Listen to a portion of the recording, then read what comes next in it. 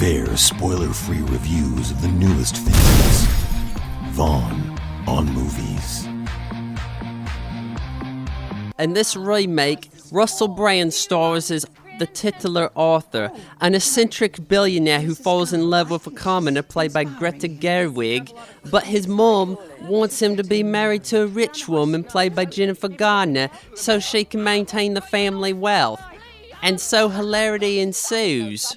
Right? Wrong. The world's toughest movie critic. I could tell from the previews that Arthur 2011 would almost certainly suck. So why did I have to confirm this? Well, Stoner Knights and Agent Cody Banks didn't look much better. Indeed, Arthur looks like it could be one of the worst films of all time. And so I had to be sure.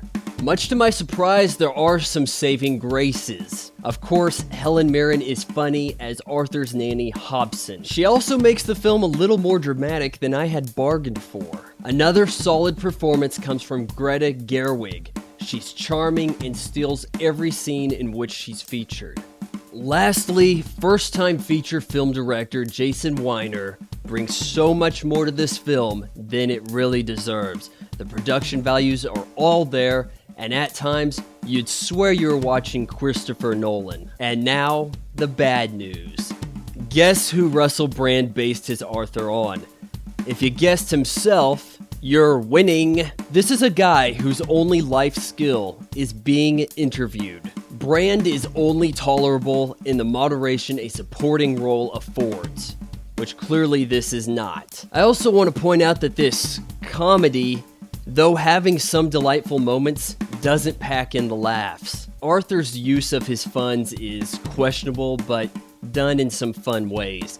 He has a collection of movie cars, though he has the wrong Batmobile. He also has a magnetic bed, which in the commercials I was under the impression that maybe you float between it and then that relieves all pressure.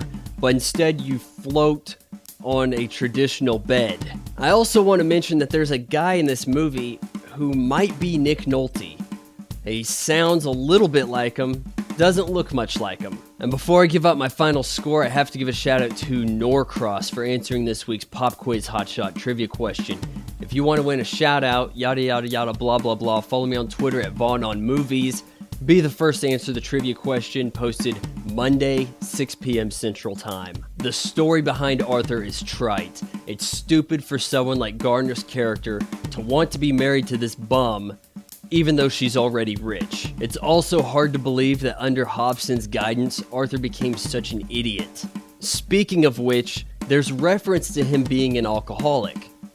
He's not really an alcoholic, he's just a moron who patronizes normal folks in a time of economic hardship. I have to give Arthur 2 out of 4 stars. I'll see you guys next time.